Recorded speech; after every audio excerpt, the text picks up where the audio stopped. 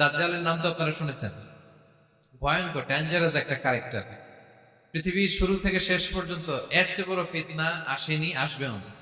দাজ্জালের ফিতনা। সে তার এক চোখ থাকবে, আরেক চোখ এরকম বন্ধ থাকবে। এখানে লেখা থাকবে কাফারা। কোনোভাবেই তাকে দমানো যাবে না, হত্যা করা যাবে না। আল্লাহ নবী ঈসা আলাইহিস সালাম তাকে হত্যা করবেন। তো যে ব্যক্তি সূরা কাহাফ তেলাওয়াত করবে, সূরা কাহাফের প্রথম 10 আয়াত বিশেষ করে মুখস্থ রাখবে, আল্লাহ তাআলা অসিমা মিন ফিতনাতিদ দাজ্জাল, দাজ্জালের ফিতনা থেকে তাকে বাঁচাবেন। তা আমরা দাজ্জালের ফিতনা থেকে বাঁচতে চাই কি চাই না? আমরা যেন সূরা কাহাফের প্রথম 10 আয়াত মুখস্থ করি। সূরা কাহাফ যেন জুমার দিন আমরা তেলাওয়াত করি। So now the question arises, what is the relationship of Suratul Kahf with Dajjal? দাজ্জালের সাথে সূরা কাহাফের রিলেশনটার কারণ কি? একটা মেকানিজম তো এখানে আছে। এত সূরা থাকতে রাসূল সাল্লাল্লাহু আলাইহি ওয়াসাল্লাম কেন বললেন যে সূরা কাহাফ পড়লে দাজ্জালের ফিতনা থেকে বাঁচবে? কারণটা কি? এর কারণ হচ্ছে দাজ্জাল আমাদেরকে যে সমস্ত জিনিস দিয়ে ফিতনায় ফেলবে, ওই ফিতনাগুলোর সলিউশন আল্লাহ তাআলা সূরা কাহাফের ভিতরে রেখে দিয়েছেন। দাজ্জাল চারটা জিনিস দিয়ে আমাদেরকে ফিতনায় ফেলবে। দ্যাটস ট্রায়াল অফ ফেথ, এক নাম্বার। ঈমানের পরীক্ষা সে আমাদেরকে ফেলবে। আমাদের বিশ্বাস নিয়ে ছিনিমিনি খেলবে সে। এটার সলিউশন আছে সূরা কাহাফ, আমি বলবো আস্তে আস্তে। দুই নম্বরে দাজ্জাল আমাদেরকে ফিতনায় ফেলবে, দ্য ট্রায়াল অফ ওয়েলথ। সম্পদ দিয়ে সে আমাদেরকে ফিতনায় ফেলবে। তিন নম্বর, দ্য ট্রায়াল অফ নলেজ। জ্ঞান দিয়ে সে আমাদেরকে ফিতনায় ফেলবে। চার নম্বর, দ্য ট্রায়াল অফ পাওয়ার। ক্ষমতা দিয়ে সে আমাদেরকে ফিতনায় ফেলবে। দাজ্জাল চারটা জিনিস দিয়ে আমাদেরকে পরীক্ষায় ফেলবে। কয়টা? এক হচ্ছে ইমানি পরীক্ষা, দুই হচ্ছে সম্পদ দিয়ে পরীক্ষা, তিন হচ্ছে জ্ঞান দিয়ে পরীক্ষা, চার হচ্ছে ক্ষমতা দিয়ে পরীক্ষা। সে ইমানের পরীক্ষায় আমাদেরকে ফেলবে। সে এসে বলবে আমি তোমার রব, এবং এটা প্রমাণ করার জন্য যা যা দরকার আল্লাহ তাআলা তাকে সব দিবেন। সে সব করতে পারবে। সে বলবে আমি তোমার রব। যদি বিশ্বাস না হয়, তোমার বাবাকে যদি জীবিত করে বিশ্বাস করবে? অনেকে বলবে হ্যাঁ, আমার আব্বাকে জীবিত করে দেখান। তো তার বাবাকে ঠিকই সে জীবিত করে ফেলবে। আসলে শয়তান তার বাবার সুরাত নিয়ে সামনে দাঁড়াবে। আরে তাই তো, এটাই তো আমার বাবা, এটাই তো আমার দাদা। মানুষ ফিতনায় পড়ে যায়, ইমানের ফিতনায়। সে ভাববে আসলে এটাই বোধহয় আমার রব। এবং তাকে এত ক্ষমতা দেয়া হবে, তার ডান দিকে থাকবে জান্নাত, বাঁ দিকে জাহান্নাম। তার কাছে আল্লাহ এটা দিবে। যে তার কথা শুনবে তাকে সে জান্নাতে ঢুকাবে, কিন্তু জান্নাতে ঢুকে সে জাহান্নামের শাস্তি ভোগ করবে। এটা তার বাইরের মানুষ বুঝবে না। অ্যাপারেন্টলি এটা জান্নাত। আর যে তাকে মানবে না, তাকে সে জাহান্নামে ফেলবে। তো জাহান্নামে ঢুকলেও সে জান্নাতের নাজ নেয় করবে। তাহলে এই যে ইমানের ফিতনায় সে ফেলে দিবে আমাদের। তো ইমান কি করে বাঁচাবো, এটা সলিউশন আমি শোনাবো আপনাকে। দুই নম্বরে, সে আমাদেরকে সম্পদ দিয়ে ফিতনায় ফেলবে। যার যা লাগবে সে তাই দিতে পারবে। যা লাগবে। সে যদি আকাশকে বলে আকাশ বৃষ্টি দাও, যাকে তারা মানবে ওই এলাকায় বৃষ্টি হবে, সুজলা সুফলা শস্য শ্যামলা হবে সে সমস্ত এলাকা। ফল মূলে ভর্তি হবে, বরকত আর বরকত। আর যে এলাকার লোকেরা, জনপদের লোকেরা তাকে মানবে না, সে বলবে ওখানে বৃষ্টি হবে না, হবেও না। ওখানে খরা, দুর্ভিক্ষ, মাটি ফেটে চলছি, মানুষ না খেয়ে নিয়েছে, মহামারী, দুর্ভিক্ষ দেখা দেবে। তখন বিশ্ববাসী মনে করবে এটাই বোধহয় আমাদের রব। তার মানে সম্পদ দিয়ে ফিতনায় ফেলে দেবে। তিন নম্বর হচ্ছে নলেজ। তার জ্ঞানের কাছে গোটা বিশ্ব হার মানে। পূর্বের পরের যত জ্ঞান আছে সব আল্লাহ তাকে দিবে। ইলমুল আউয়ালিন ওয়াল আখিরিন। এমন কোন প্রশ্ন নেই যেটা দিয়ে তাকে আটকানো যায়। যাই জিজ্ঞেস করবেন সব জানতা, সব বলে দেয়। ভবিষ্যৎবাণী বলে দিবে, বলবে আগামীকাল ওইখানে অমুক দেশে বোমা বিস্ফোরণ হবে, ওইখানে ওখানে দুর্ভিক্ষ হবে, হবে ভূমিকম্প হবে, হবে। সে যা বলবে তাই হবে। তার জ্ঞানের এই বহর দেখে মানুষ ফিতনায় পড়ে যাবে। চার নম্বর হচ্ছে দ্য ট্রায়াল অফ পাওয়ার। ক্ষমতা। তার ক্ষমতার সামনে সবকিছু একেবারে ছিন্ন বিচ্ছিন্ন হয়ে যাবে, এত ক্ষমতা হবে তার। সে যেমনটি বলবে তেমনটি করতে হবে। বাতাসের চেয়ে দ্রুত বেগে সে এক দেশ থেকে আরেক দেশে চলে যাবে। তো তার এই সমস্ত অলৌকিক ক্ষমতা দেখে মানুষ ফিতনায় পড়ে যাবে। এবং এই ফিতনা, এই পরীক্ষার মুহূর্তগুলোতে মানুষ কিভাবে নিজেকে ধরে রাখবে তার সলিউশন আল্লাহ তাআলা সূরা কাহফে দিয়েছেন। এই চারটা ফিতনা থেকে বাঁচার জন্য আল্লাহ সূরা কাহফে চারটা ঘটনা উল্লেখ করেছে। কয়টা? এক নাম্বার হচ্ছে আসহাবে কাহফ, যুবকদের ঘটনা, 7 জন যুবকদের ঘটনা। ইমান কি করে বাঁচাবেন, সলিউশন ওখানে। সম্পদ ফিতনা থেকে কিভাবে নিজেকে বাঁচাবেন, এই জন্য একজন বাগানওয়ালার ঘটনা আল্লাহ শেখান।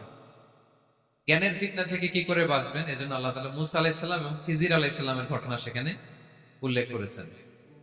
আর ক্ষমতার ফিতনা থেকে কি করে বাঁচবেন এটা বোঝানোর জন্য আল্লাহ তাআলা যুলকারনাইনের ঘটনা উল্লেখ করেছেন। চারটা ফিতনা থেকে বাঁচার জন্য কয়টা ঘটনা? চারটা ঘটনা। আমরা তাহলে একটা একটা করে ঘটনা শুনি, আমরা একটু উদ্ধার করার চেষ্টা করি যে কি কি সলিউশন আল্লাহ তাআলা আমাদের বাতল দিলেন। এক নম্বর হচ্ছে আসহাবে কাহাফের ঘটনা। এটা 250 খ্রিস্টাব্দের সময়কালে রোমান সাম্রাজ্যের একজন বাদশাহ ছিল, নাম দাকিয়ানুস। প্রতাপশালী বাদশাহ, পৌত্তলিক, মূর্তির পূজা করে। ঈসা আলাইহিস সালাম বিদায় নিয়েছেন 200-250 বছর হলো। তো সব নবীর ধর্মই কিন্তু ইসলাম, যদিও আমরা নাসারা বলি, ইয়াহুদি বলি, সব নবীদের ধর্মই কি ইসলাম। তো তিনি ছিলেন পৌত্তলিক, মূর্তির পূজা করত। আর তার এলাকায় কেউ যদি ঈসা আলাইহিস সালামের নাম নিত, আখিরাতে বিশ্বাস করতো, আল্লাহ বিশ্বাস করতো, তাদেরকে তারা পাথর মেরে হত্যা করত। জন্য ভয়ে কেউ ঈসাই ধর্মে ঈমান আনতো না, মানে ইসলামে ঈমান আনত। এই রাজার ভয়ে সবাই মূর্তির পূজা করত।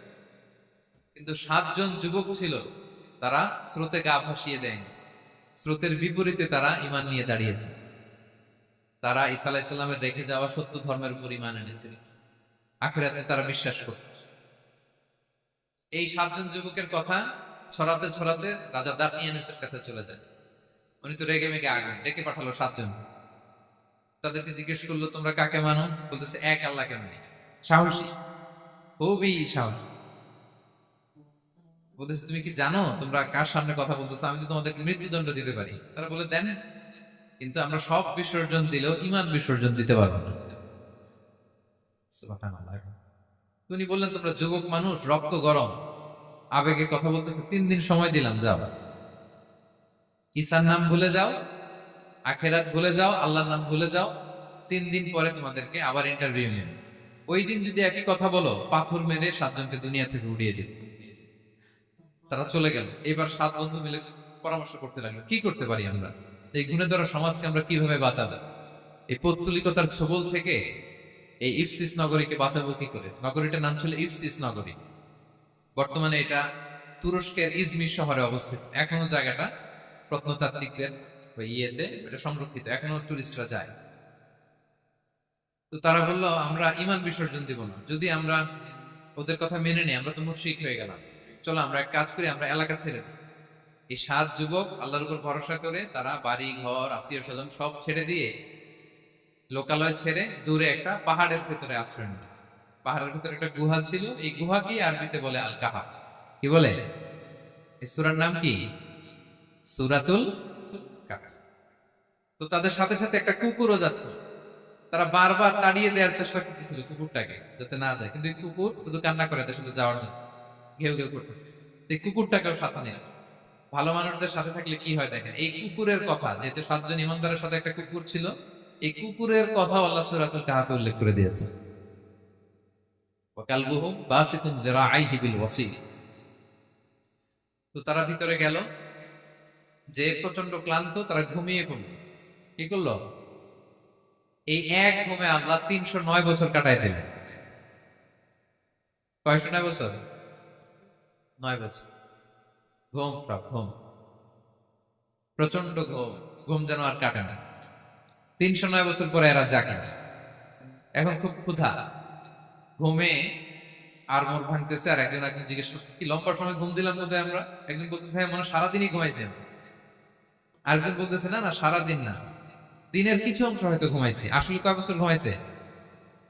309 বছর। এদিকে সভ্যতার তো চেঞ্জ। এখানে ওই দাকিয়ানুস মরে, এর ছেলে মরে, এর নাতি মরে, পুতি মরে, এখন 6ষ্ঠ নম্বর রাজা আসছে। প্রজন্মের পর প্রজন্ম তো শেষ। 309 বছরে কমপক্ষে 4-5টা জেনারেশন চেঞ্জ হবে। তো জেনারেশন চেঞ্জ হয়ে, এলাকা চেঞ্জ হয়ে, তারা যে স্বপ্ন দেখেছিল এই ইফসিস নগরীতে কালিমার পতাকা উঠবে, তাদের স্বপ্ন আল্লাহ বাস্তবায়ন করেছে। 309 বছরের ব্যবধানে এই এলাকার সবাই মুসলিম হয়ে গেছে। আল্লাহ চাইছিলেন ওদেরকে দেখাবে এটা, যে স্বপ্নটা যে বাস্তবায়ন হয়েছে এটা দেখাবে। ঘুম থেকে উঠছে, একজনকে তারা বললো যে লুকায় লুকায় চাদর মুড়ি দিয়ে কিছু রুটি নিয়ে আসো বাজার থেকে, যাতে তোমাকে না চিনে। চাদর মুড়ি দিয়ে যাও। কিছু পয়সা ছিল, মুদ্রা দিয়ে দিস। তো সে যে যখন দোকানদারের কাছ থেকে রুটি নিয়ে আর মুদ্রা দিছে, দোকানদার বলে এই মুদ্রা কোত্থেকে আসলো? 309 বছর আগে মালয়েশিয়াতে রিঙ্গিট ছিল কিনা জানি না, যেভাবে ওরা ট্রানজাকশন করতে পারে যেটা ছিল ওইটা যদি এখন কেউ দেয়, রাধুনী বিলাসে খাবার পাওয়া যাবে? হ্যাঁ। তো রুটিওয়ালা বলে তুমি বর্তমান সময়ের মুদ্রা দাও, এটা দিচ্ছ কেন? বলতেছে এটা তো বর্তমান সময়ের মুদ্রা। বলতেছে এই যে মুদ্রার মধ্যে দেখো কোন সালের সিল দেওয়া, এটা তো শত শত বছর আগে। বলতেছে কি বলে শত বছর আগে? আমি তো আজকে সকালেই বাজার করলাম, ওই বাজার করে যে টাকাগুলো ছিল ওইটাই তো পকেটে। বলতেছে বলে কি, নিশ্চয়ই তুমি গুপ্তধনের সন্ধান পেয়েছো, হিডেন ট্রেজার। বলো, মানে তার সাথে এদের কথাবার্তা কিছু মিলতেছে না। পরে তাকে ধরে ওই সময়কার রাজার কাছে নিয়ে গেছে। ওই রাজা আবার মুসলিম, সবাই মুসলিম তবে। সে যা বলে এরাও কেউ বিশ্বাস করে না, এরাও যা বলে এও বিশ্বাস করে না। আর এলাকায় এর বাড়ি ঘর আসবে থেকে, এর নাতি পুতি যা আছে 5-6 পুরুষ তো মরে সবাই কবরে। তখন তার কথা শুনে সবাই অবাক। তো এটা মিলানোর জন্য তারা 309 বছর আগের দাকিয়ানুস বাদশার সরকারি যে নথিপত্র, এই পুরাতন ছিঁড়া নথিপত্র তারা বের করে দেখি ঠিকই দাকিয়ানুস নামে এক বাদশা ছিল, আর অনেক শত শত বছর আগে মোস্ট ওয়ান্টেড 7 জন যুবক ছিল যাদের ব্যাপারে এক্সিকিউশনের অর্ডার ছিল। এখন দেখে তারা অবাক। লম্বা ঘটনা আমি শর্ট করে বলতেছি। পরে সবাই মিলে তাকে সহ ওই গুহায় গেল। গুহায় যাওয়ার পরে সে বাকিদেরকে ডাকতে গুহার ভেতরে ঢুকলো। আল্লাহ তাআলা 7 জনকে ওইখানে মৃত্যু দিয়ে দিলেন। চিরকালের জন্য এই 7 জন ঘুমায় ফেলল। আর এলাকাবাসী রাজা সহ এখানে তারা একটা মসজিদ নির্মাণ করলো। This is the story of আসহাবে কাহাফ। তো এলাকাবাসী যদিও মুসলিম হয়েছিল, কিন্তু আখিরাতের ব্যাপারে তাদের একটা সন্দেহ ছিল যে আসলে মানুষ মরার পরে কি আবার জীবিত হবে, মৃত্যুবরণ করার পরে আবার মানুষ জীবিত হবে। তাদের মনের মধ্যে একটা সন্দেহ ছিল যে আসলে মারা গেলে মানুষ আবার উঠতে পারে। তাদের এই সন্দেহ দূর করার জন্য আল্লাহ তাআলা এই 7 জনকে 309 বছর ঘুম পাড়িয়ে আবার জীবিত করলেন। সুবহানাল্লাহ বিহামদিহি।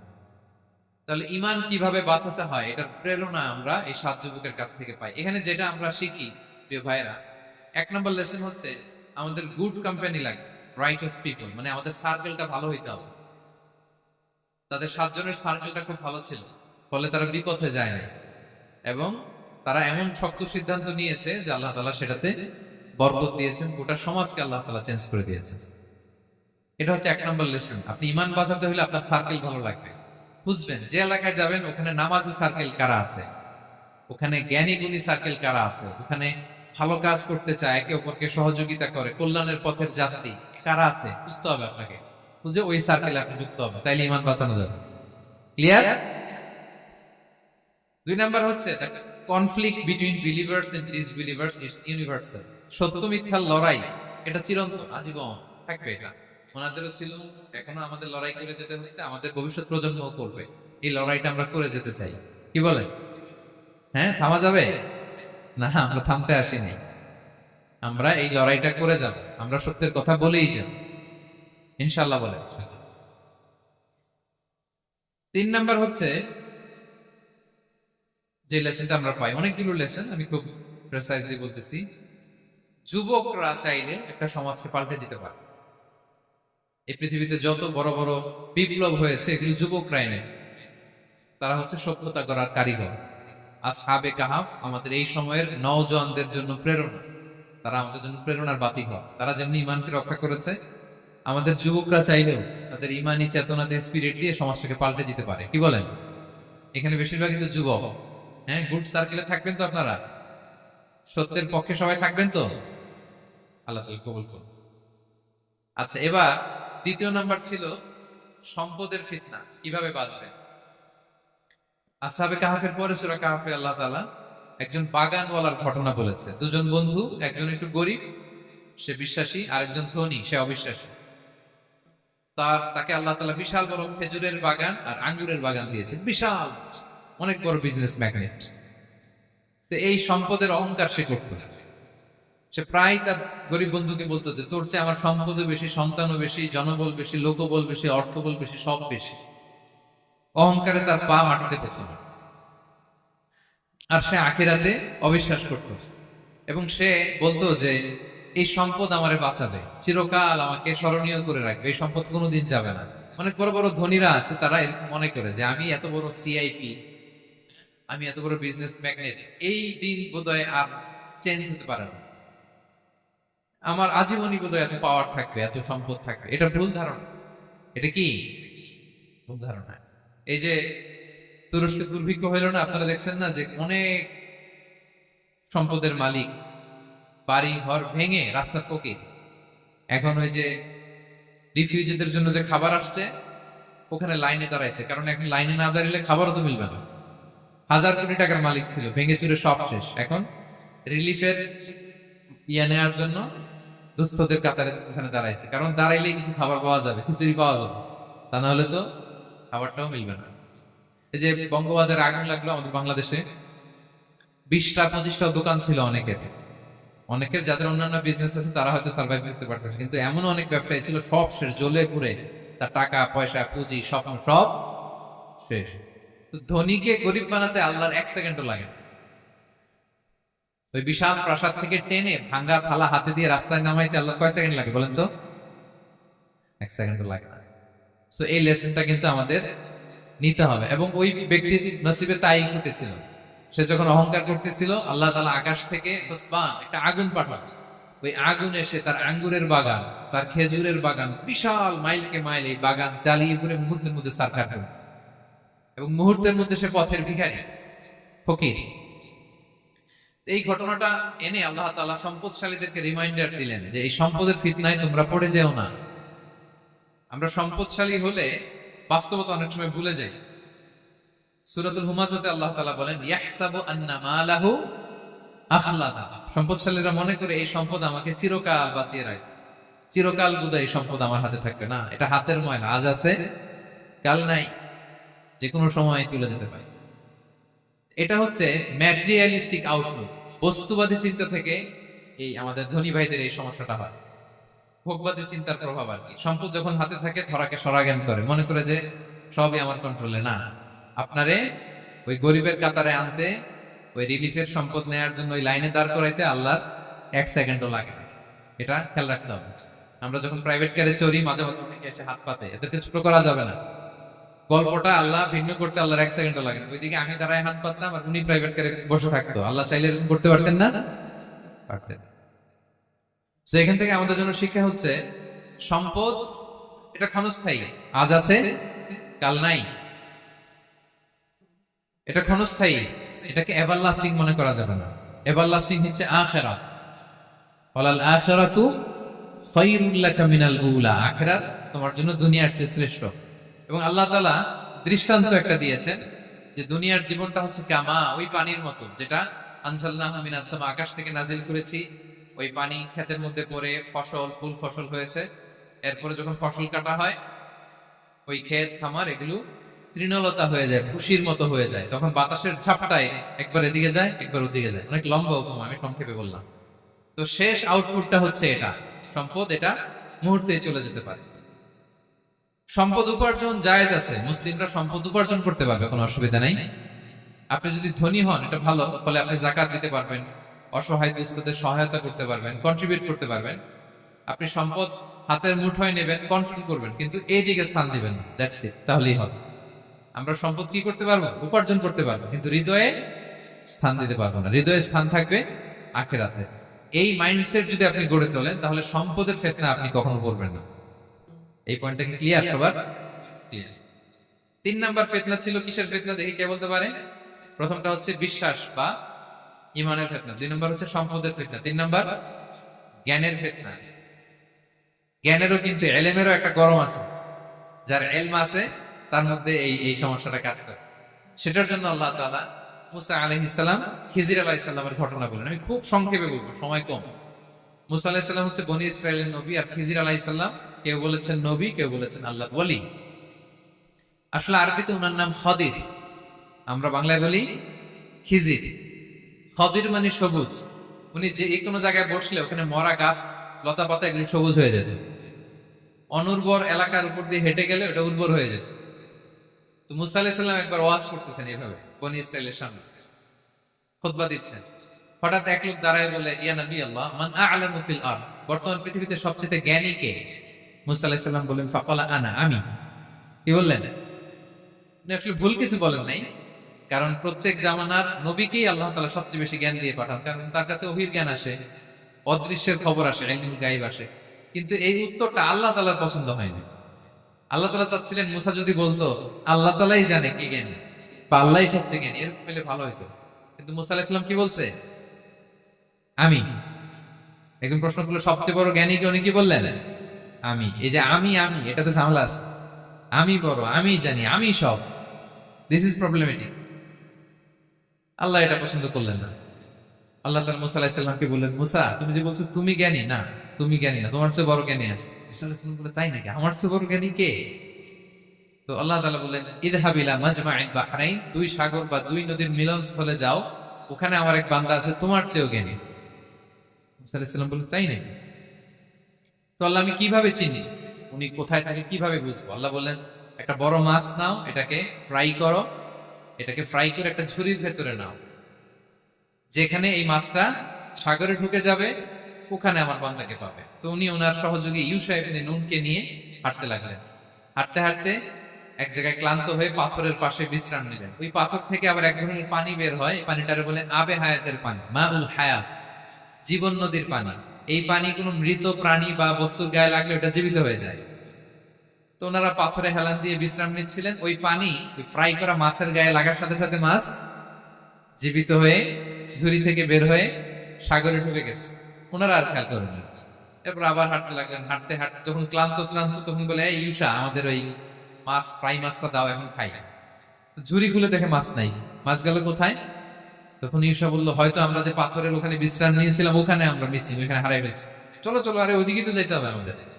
উনি গেলেন, যে দেখে মাছ যে জীবিত হয়ে বালুর এদিকে নাড়াচাড়া করতে করতে সাগরে ঢুকে গেছে, ওখানে দাগ আছে। মুসা আলাইহিস সালাম ঢুকলেন সুরঙ্গ, ঢুকে দেখে চাদর গায়ে দিয়ে এক লোক শুয়ে আছে। সালাম দিলেন, আসসালামু আলাইকুম। ওই লোক চাদর আর সরায় না, ভিতর থেকে বলতেছে, ওয়ালাইকুম আসসালাম।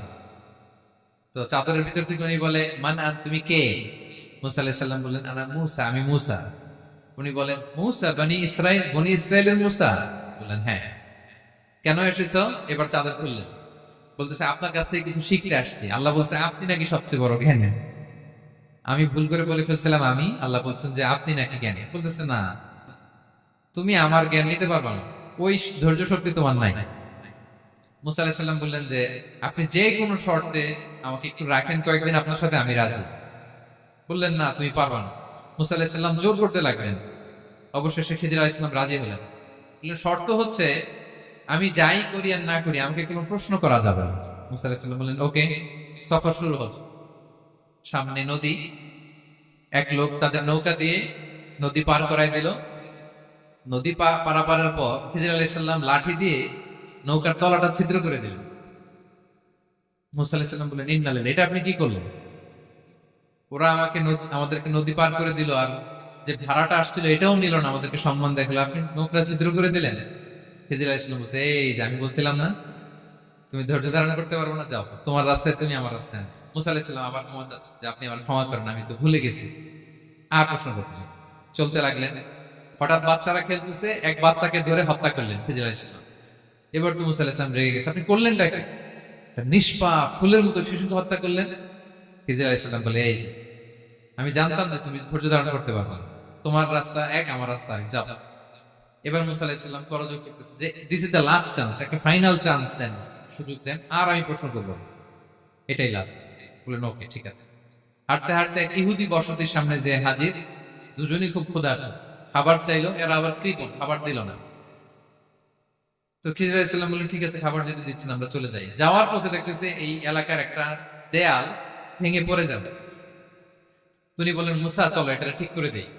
দুইজন মিলে প্রচন্ড ক্ষুধায় এটা এটা সেটা এনে দেয়ালটা তৈরি করতেছে। মুসা আলাইহিস সালাম তো এমনি রাগী, পেটে আবার ক্ষুধা, আবার বলছে কিছু বলাও যাবে না। তিনি এবার আর প্রশ্ন করেন, বলতেছে, ওরা এত কিপটামি করলো আর আপনি এটা করে দিলেন, আপনি তো চাইলে এটা টাকা নিতে পারতেন, পারিশ্রমিক নিতে পারতেন চাইলে। এই কথা বলার পর খিজির আলাইহিস সালাম বললেন, হাযা ফিরাকু বাইনি ওয়া বাইনি, এখানেই তোমার আর আমার সেপারেশন, আর সামনে আগানো যাবে না, তোমার কোনো ধৈর্যই নেই।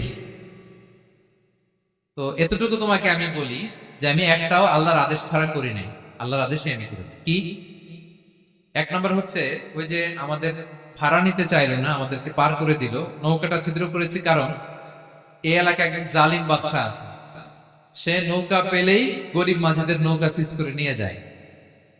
তো এটাকে যখন তলায় ছিদ্র করে দিছি, এই রাজার লোকেরা এসে দেখবে যে এটা তলা ছিদ্র, পানি ঢুকতেছে, এটা আর নিবে না। ওরা পরে সামহাও এটা রিপেয়ার করে চালাইতে পারে। মুসা আলাইহিস সালাম বলে সুবহানাল্লাহ, তাই তো, এটা তো আমি বুঝতে পারি নাই। আর ওই ছোট শিশুটাকে হত্যা করছি, ও অনেক বড় জালিম হবে এলাকা, তার ফিতনায় এলাকাবাসী তটস্থ থাকবে, সে তার মা বাবাকেও জাহান্নামে নেবে। এজন্য আল্লাহ তাআলা আদেশ দিয়েছেন আমাকে, আল্লাহর আদেশে আমি তাকে হত্যা করেছি। মুসা আলাইহিস সালাম বললেন, তাই তো, এটা তো অনেক ভালো কাজ করছেন। তাইলে বলতেছে, তাহলে ওইটা বলেন, খাবারও দিল না, এত কৃপণ, এদের দেয়াল কেন ঠিক করতে গেলেন আপনি? তখন তিনি বললেন যে আসলে এটা একটা ইয়াতিমদের ঘর ছিল, দুইটা ইয়াতিম শিশু, তাদের বাবা মা খুব ভালো ছিল, আর এই দেয়ালের নিচে আছে গুপ্তধন। এই দেয়ালটা পড়ে যাবে, এই গুপ্তধন তারা ছোট মানুষ নিতে পারবে না, এলাকাবাসী তাদেরকে বঞ্চিত করে নিয়ে যাবে। আমি দেয়াল গড়ে দিলাম যাতে করে তারা যখন প্রাপ্তবয়স্ক হয় নিজেদের সম্পদ নিজেরা বুঝে নিতে পারে। সুবহানাল্লাহ ওয়া বিহামদিহি। মুসা আলাইহিস সালাম বলে, তাই তো, এগুলো তো আমি বুঝতে পারি নাই। তো এই ছিল খুব সংক্ষিপ্ত পরিসরে মুসা আলাইহিস সালাম, খিজির আলাইহিস সালামের ঘটনা। তো রাসূল সাল্লাল্লাহু আলাইহি ওয়াসাল্লাম বুখারীতে একটা চমৎকার কথা বলেছেন। তিনি বলেছিলেন, ওয়াদিদনা আন্না মুসা সাবার হাত্তা ইয়াকাসসা আলাইনা মিন আমরিহিম। রাসূল সাল্লাল্লাহু আলাইহি ওয়াসাল্লাম বলেছিলেন, ইস, আমার ভাই মুসা যদি আরেকটু ধৈর্য ধরতো তাহলে আরো কিছু অজানা তথ্য আমরা জানতে পারতাম। এখান থেকে, এই ঘটনা থেকে আমরা কি শিখলাম? প্রথম যেটা আমরা শিখলাম, জ্ঞান নিয়ে বড়াই করতে নেই। ঠিক কিনা? জানার কোনো শেষ নেই, জাননেওয়ালার উপরও জাননেওয়ালা আছে, জ্ঞানীর উপরও জ্ঞানী আছে। আপনি কিছু জেনেই মনে করবেন না আমি সব জানি। আপনার চাইতে বেশি জ্ঞানী অনেকে আছে। অনেক সময় বক্তার চাইতে শ্রোতারা অনেক জ্ঞানী। হয়তো এখানে এমন অনেক জ্ঞানী লোক আছে যার ধারে কাছেও আমরা কেউ নেই, হতে পারে। সো আমি সব জানি, এটা ভুল, এটা শয়তান বলে। এটা কে বলে? শয়তান বলে। আবু নাওয়াস একটা কবিতা লিখেছেন, ওয়াকুল লিমান ইয়াদদাঈ ফিল ইলমি ফালসাফাতান হাবাসতা শাইআন ওয়া গাবাত আনকা আশিয়াউ। কেউ যদি বলে আমি সব জানি, তুমি তাকে বৃদ্ধাঙ্গুলি দেখিয়ে বলো আপনি কিছুই জানেন না, আপনি অল্প কিছু জেনেছেন, জানার এখনো অনেক বাকি। তাহলে মুসা আলাইহিস সালামের এই ঘটনা, জিজ্ঞেস করা হলো কে জ্ঞানী, উনি বললেন আমি জ্ঞানী। এরকম কি আমরা কখনো বলবো? না। সবচাইতে বড় জ্ঞানী কে? ওয়া ফাওকা কুল্লি যী ইলমিন আলীম। সবচাইতে বড় জ্ঞানী আল্লাহ তাআলা। সো জ্ঞান নিয়ে আমরা অহংকার করি। দুই নম্বর যে শিক্ষাটা আমরা পাই, ওই যে নৌকা দিয়ে পারাপার হচ্ছিল, তখন একটা চড়ুই পাখি এসে সাগরের মধ্যে মুখ দিয়েছে। তো খিজির আলাইহিস সালাম বললেন, মুসা, তুমি কি চড়ুই পাখিটা দেখতে পাচ্ছ? হ্যাঁ, দেখতে পাচ্ছি। চড়ুই পাখিটা যে সাগরে মুখ দিয়ে দেখতে পাচ্ছ? হ্যাঁ, দেখতে পাচ্ছি। তখন খিজির আলাইহিস সালাম বললেন, চড়ুই পাখিটা সাগরে মুখ দিয়ে পানি খাওয়ার পরে চড়ুই পাখির ঠোঁটে বা চঞ্চুতে যতটুকু পানি লেগে আছে, এই পানিটা হচ্ছে তোমার, আমার এবং মহাবিশ্বের আমাদের সকলের জ্ঞান। আর এই মহাসাগরের সকল পানি হচ্ছে আল্লাহ তাআলার জ্ঞান। আল্লাহ তাআলা বলেছেন, ওমা উতিতু মিনাল ইলমি ইল্লা কালিলা। আমি তোমাদেরকে একেবারে অল্প জ্ঞান দিয়েছি, একেবারে অল্প। এই রহস্যে ঘেরা এই মহাবিশ্বের অনেক কিছু আমাদের অজানা। প্রিয় ভাইরা, আমরা অনেক কিছু জানি না, আমাদের এই লিমিটেড নলেজ এগুলো ধরে না, তারপর আমরা জ্ঞানের বড়াই করি। আপনার উপমাটা বুঝতে পারছেন? একটা নৌকা থেকে চড়ুই পাখি ঠোঁট দিয়ে পানি খাচ্ছে, পানি খাওয়ার পরে স্বভাবতই চড়ুই পাখির ঠোঁটে একটু পানি তো লাগবে। খিজির বললেন যে এই পানিটা হচ্ছে তোমার, আমার, পৃথিবীর সবার জ্ঞান। আর এই সাগরের বাকি পানিগুলো কার জ্ঞান? এবার বুঝতে পারছেন আল্লাহ তাআলার জ্ঞানের পরিধি। আমরা জ্ঞান নিয়ে যেন কখনো কি না করি, বড়াই না করি। জ্ঞান দুই ধরনের, একটা বাহ্যিক জ্ঞান, একটা অন্তর্নিহিত জ্ঞান। External knowledge, internal knowledge. আমরা যখন কোরআন হাদিস পড়ি আমাদের বাহ্যিক জ্ঞান অর্জন হয়। কোরআন হাদিস পড়লেই আপনি জ্ঞানী হয়ে যান। এটা কোরআন হাদিস পড়তে হয়, এটা ডাইজেস্ট করতে হয়, এটার উপর আমল করতে হয়। এই জ্ঞান অর্জন শেষে এরপরে আল্লাহর প্রিয় বান্দাদেরকে আল্লাহ অন্তরে ইলমের নূর দেন, ইলহাম দেন। That is the knowledge, that is the pure knowledge. আপনি হাফেজে কোরআন হয়ে ভাবেন না আপনি সব জানেন, আপনি বুখারী মুখস্থ করে ভাবেন না সব জানেন। এই সব জ্ঞান অর্জন করার পরে ইলমের নূর হাসিল হয়, সেটা আল্লাহ সবারে দেয়। সো এই অন্তর্নিহিত জ্ঞান, দূরদৃষ্টি, farsightedness, that is the pure knowledge. এটার জন্য বছরের পর বছর, যুগের পর যুগ সাধনা করতে হয়। সেটার জন্য এই জ্ঞান অর্জনের জন্য তিনটা জিনিস করতে হয় ইলমের নূর অর্জনের জন্য। কয়টা? এক হচ্ছে বিনয়, দুই হচ্ছে সফর, তিন হচ্ছে সবর। আবার বলি, এক হচ্ছে বিনয়, দুই হচ্ছে সফর, তিন হচ্ছে সবর। আল্লাহ তাআলা আল্লাহর নবীকে তাওরাত দেওয়ার পরেও আরো ট্রেনিং সেশন করাইছেন খিজির আলাইহিস সালামের কাছে, যে যাও ওনার কাছে গেলে তুমি ছোট হবা, নত হবা। জ্ঞান যদি আমি নিতে চাই আমাকে ছোট হইতে হবে। ধরেন একটা গ্লাস থেকে একটা খালি গ্লাসে পানি ঢালবো, তো যেটাতে নেওয়া হবে এটা উপরে থাকলে হবে? যে গ্লাসটার মধ্যে পানি আছে এটা উপরে থাকবে, ওইটা ব্ল্যাঙ্ক গ্লাসের মধ্যে পড়বে। তো আপনি নলেজ ইলম নিতে চাইলে আপনাকে নিচে থাকতে হবে, উনি উপরে থাকবেন।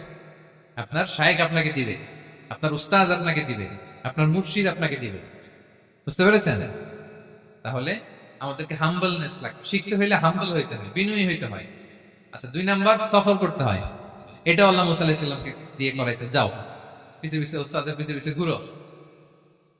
তো এই জন্য সফর করতে হয়। এখন ঘরে বসে অনেক কিছু জানা গেল, উস্তাদের সান্নিধ্য লাগে, সফর করতে হয়। আমাদের ক্লাসিক আলেমরা হাদিস কালেকশনের জন্য শহরকে শহর সফর করতেন। এখন আমাদের আলেমরা দেওবন্দে যায়, মিশরে যায়, মদিনায় যায়, এখানকার মালয়েশিয়ান স্টুডেন্টরা দেশে বিদেশে যে নলেজ অর্জন করে। সফর আপনাকে লাগবে। তাহলে বিনয়, সফর, 3 নম্বরে কি সবর, ধৈর্যশীল হইতে হবে। দেখেন মুসা আলাইহিস সালাম বারবার প্রশ্ন করে ফেলতেছেন, বারবার ওয়াদা ভঙ্গ করতেছেন, এরকম করলে হবে না, ধৈর্য লাগবে। ধৈর্যের বলে বলিয়ান হলে তখনই আপনার মধ্যে ইলম আসবে। তাহলে জ্ঞানের ফিতনায় পড়ার আর আমাদের কোনো সম্ভাবনা আছে? আমরা বিনয়ী হব, আমরা জ্ঞান আল্লাহর দিকে ফিরাই দেব, আমরা বলবো উনি সবচেয়ে ভালো জানেন। পারা যাবে তো ইনশাআল্লাহ? আচ্ছা, আমি একেবারে শেষ পর্যায়ে চলে আসছি, 2 মিনিটের মধ্যে শেষ করে দিচ্ছি। 3 নাম্বার ছিল কিসের ফিতনা? 4 নাম্বার ক্ষমতার ফিতনা। এই ফিতনা থেকে বাঁচার জন্য সর্বশেষ আল্লাহ তাআলা যুলকারনাইনের ঘটনা বলেছেন। অনেক বড় বাদশা ছিলেন, পৃথিবীতে 4 জন বাদশা গোটা বিশ্ব শাসন করেছেন, 2 জন কাফির, 2 জন মুমিন। কাফির একজন হচ্ছে নমরুদ, যিনি ইব্রাহিম আলাইহিস সালামকে আগুনে ফেলেছিলেন। আরেকজন হচ্ছে বখতে নাসার, যাকে ইংরেজিতে বলে নেবুচারনেজার দ্য সেকেন্ড, দ্বিতীয় নেবুচারনেজার। তারা কোনো নির্দিষ্ট এরিয়ার বাউন্ডারির বাদশা না, গোটা বিশ্বের বাদশা ছিলেন এই 2 জন কাফির। আর 2 জন বাদশা ছিলেন গোটা বিশ্বকে শাসন করেছেন, তারা ছিলেন মুমিন। একজন হচ্ছে সুলাইমান আলাইহিস সালাম, আল্লাহর নবী। আরেকজন হচ্ছে যুলকারনাইন, গোটা বিশ্ব শাসন করেছেন, প্রাচ্য থেকে পাশ্চাত্য সব জায়গায় তিনি গিয়েছেন, ইসলামের বাণী প্রচার করেছেন, জালিমদেরকে শায়েস্তা করেছেন। তো এরকম দিক বিদিক তিনি জয় করতেছিলেন। অনেকে জুলকারনাইনকে আলেকজান্ডার দ্য গ্রেটের সাথে গুলিয়ে ফেলে না। ম্যাসিডোনিয়াতে যে আলেকজান্ডার দ্য গ্রেট ছিল, উনি আর জুলকারনাইন এক নন। জুলকারনাইন হচ্ছে আল্লাহ তাআলার প্রিয় একজন বান্দা, অনেক বড় সাহসী বীর পুরুষ ছিলেন, গোটা বিশ্বে ইসলাম প্রচার করেছেন। করতে করতে করতে করতে অনেক বড় ঘটনা, আমি সব শেষের ঘটনাটা বলি। উনি জর্জিয়া, বর্তমান যে জর্জিয়ার তিবলিসি এরিয়া, এখানে এসে একটা এলাকার সন্ধান পেলেন, যারা ওনাকে এসে বলল যে এখানে একটা জঙ্গলি গ্রুপ আছে যাদের নাম ইয়াজুজ মাজুজ, তারা এসে আমাদের উপর হামলা করে। হে যুলকারনাইন, আমরা আপনাকে ট্যাক্স কালেক্ট করে দিচ্ছি, আপনি তাদের মাঝে আর আমাদের মাঝে একটা প্রাচীর তৈরি করে দেন। আপনারা ইয়াজুজ মাজুজের নাম শুনেছেন না? ইংরেজিতে বলে গগ ম্যাগগ। নূহ আলাইহিস সালামের 4 সন্তান ছিল, হাম, সাম, ইয়াফাস, কানাআন। এই ইয়াফাসের বংশধর হচ্ছে ইয়াজুজ মাজুজ, জঙ্গলি, হাজার হাজার শুধু বংশ বিস্তার করে। তারা এসে লোকালয়ে মানুষের উপর আক্রমণ করে, তাদের গবাদি পশু এগুলো ছিনিয়ে নেয়, ফলমূল খেয়ে ফেলে। তো যুলকারনাইন বাদশার কাছে যখন বিচার দেওয়া হলো, উনি বললেন ঠিক আছে, তোমাদের ট্যাক্স দেয়া লাগবে না, তোমরা শারীরিক পরিশ্রম করে আমাকে সাহায্য করো। তো উনি বর্তমানে হচ্ছে এক পাশে কৃষ্ণ সাগর, ব্ল্যাক সি, আরেকদিকে কাস্পিয়ান হ্রদ বা কাস্পিয়ান সাগর, এর মাঝখানে 1200 কিলোমিটার লম্বা মাউন্টেন রেঞ্জ, পাহাড়ি এরিয়া, আপনারা গুগলে দেখবেন। এইখানে 2 পাহাড়ের মাঝখানে ফাঁকা জায়গায় তিনি বড় বড় লোহার পাত প্রথিত করলেন, গেড়ে দিলেন। এরপরে তামা, সীসা গালিয়ে বিশাল একটা ওয়াল তৈরি করলেন। এটা যুলকারনাইন উনার বানানো ওয়াল বা ড্যাম, প্রাচীর। এখন আর ইয়াজুজ মাজুজ আসে, ওরা আর আসতে পারে না। ওরা প্রতিদিন এটা ভাঙার চেষ্টা করে, কিন্তু ভাঙতে ভাঙতে আরেকটু ভাঙলেই ভেঙে যাবে। ওরা বলে আগামীকাল ভেঙে ফেলবে, ইনশাল্লাহ বলতে ভুলে যায়। এজন্য এরপরের দিন এসে দেখে আবার এটা আগের মতো হয়ে আছে। কিয়ামতের আগ দিয়ে ওদের মধ্যে এই ইনশাআল্লাহর প্রেরণা আসবে। তাদের একজন বলে উঠবে, আগামীকাল ইনশাআল্লাহ আমরা এটা ভেঙে খান খান করে দিব, ঠিকই ভেঙে ফেলবে। তখন তারা ভেঙে চুরে কুটি কুটি ইয়াজুজ মাজুজের দল এসে হামলে করবে। সামনে পড়বে তাবারিয়া সাগর, একদল এসে তাবারিয়া সাগর এমন ভাবে খাবে, এই দল যাওয়ার পরে আরেক দল এসে এখানে যে সাগরে যে পানি ছিল এটা কল্পনাই করতে পারবে। তারা পৃথিবীতে ফিতনা ফাসাদ করবে। ঈসা আলাইহিস সালাম তখন আসবেন, দোয়া করবে আল্লাহ তাআলার কাছে মুমিনরা, একটা মহামারী দিবে আল্লাহ তাআলা ইয়াজুজ মাজুজের মধ্যে, ওরা মরে যাবে সব। এরপর বিশাল এক পাখি এসে তাদেরকে আল্লাহর মর্জি মাফিক এমন এক জায়গায় ফেলে আসবে, কেউ জানবে না। তো তারা যে পচে গলে মাটির সাথে মিশেছিল, এই গলিত লাশ থেকে মাটি খুব উর্বর হয়ে যাবে। এরপর আল্লাহ তাআলা পৃথিবীর মধ্যে বারাকা দিবেন, কিছু রোপণ করলে তাড়াতাড়ি ফুলে ফেপে বড় বড় ফলমূল হচ্ছে। তো এটা কিয়ামতের আলামতের অন্য কোনো আলোচনায় হয়তো আমরা বলি। তো জুলকারনাইন তিনি বিশাল এখানে প্রাচীর তৈরি করে দিয়েছিলেন, এবং প্রাচীর তৈরি করে দিয়ে তাদেরকে বলেছিলেন যে যতদিন আল্লাহ তাআলা চাইবেন এটা থাকবে, এবং যেদিন আল্লাহ তাআলার আদেশ আসবে এটা ভেঙে খান খান হয়ে যাবে। তার মানে দেখেন, এত পাওয়ারফুল, এত শক্তিশালী, এত ক্ষমতাধর হওয়ার পরেও তিনি তার ক্ষমতাকে কার দিকে ফিরিয়ে দিয়েছেন? যে আল্লাহ যতদিন চাইবে এই প্রাচীর টিকে থাকবে, যেদিন আল্লাহ তাআলার আদেশ আসবে এই প্রাচীর ভেঙে খান খান হয়ে যাবে। সো আমরা ক্ষমতার দেখা পেলে, চেয়ার একটা পেলে, আমরা যেন জালিম হয়ে না উঠি, এটা হচ্ছে এখান থেকে শিক্ষা। আমরা যেন জুলুম না করি। উনি সম্পদের মালিক ছিলেন, ক্ষমতার মালিক ছিলেন, কিন্তু উনি যে আল্লাহর বান্দা এটা ভুলে যান নাই। আমরা যখন ক্ষমতাশীল হই, আমরা যখন প্রধানমন্ত্রী হই, আমরা যখন প্রেসিডেন্ট হই, আমরা যখন পাওয়ারফুল হই, আমাদের সবচেয়ে বড় পরিচয় যে আমরা আব্দুল্লাহ, আল্লাহর গোলাম, এটা আমরা ভুলে যাই। আমাদের আসল পরিচয় কি? আমরা আল্লাহর গোলাম।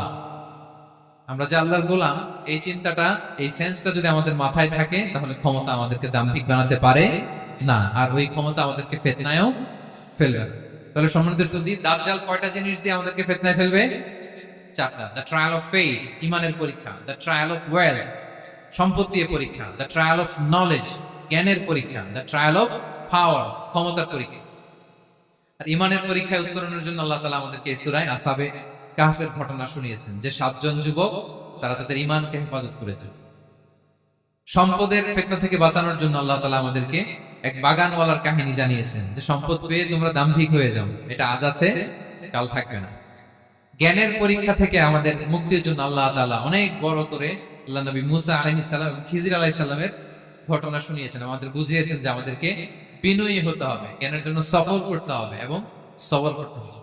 সবশেষে আল্লাহ তাআলা ক্ষমতার ফিতনা থেকে বাঁচানোর জন্য ক্ষমতাধর, আমরা তো একটা দেশের মালিক হই এখন, অমুক দেশের প্রেসিডেন্ট, অমুক দেশের প্রধানমন্ত্রী, উনি গোটা বিশ্বের প্রতাপশালী রাজা ছিলেন জুলকারনাইন। তারপরেও উনি যে আব্দুল্লাহ, উনি যে আল্লাহর গোলাম, এটা তিনি ভুলে যাননি।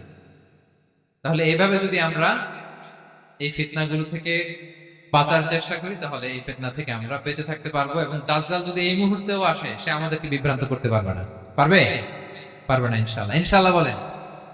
আর ভবিষ্যতের সব কাজের আগে আমরা সবসময় কি বলবো? মনে থাকবে সবার? আল্লাহ তাআলা আমাদের সবাইকে কথাগুলো বোঝার ও আমল করার তৌফিক দান করুন। হাযা মা ইনদি ওয়াল ইলমু ইনদাল্লাহ আলাইহি তাওয়াক্কালতু ওয়া ইলাইহি উনীব। ওয়াসসালামু আলাইকুম ওয়া রাহমাতুল্লাহি তাআলা ওয়া বারাকাতুহু।